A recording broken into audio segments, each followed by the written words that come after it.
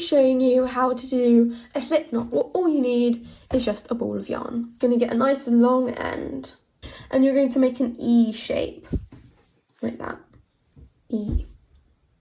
And then you're just going to put the E on top like that.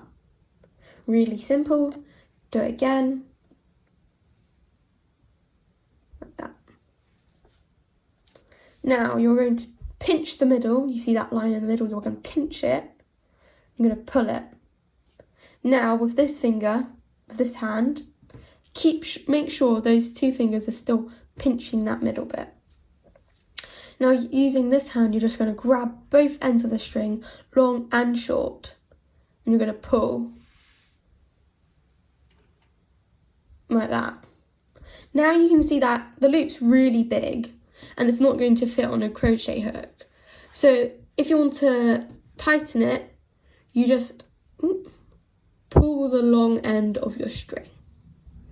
And there we go. That is your slip knot. If you persevere with crochet, then you might be able to soon start making something like this, or this, or maybe even a doll. So if I were you, I'd persevere with crochet and you will end up making really cute things, or you might perhaps want to make a blanket or a jumper, but you will definitely not regret it. Crochet is a really cool skill and you can use it to do many things. So thank you for watching.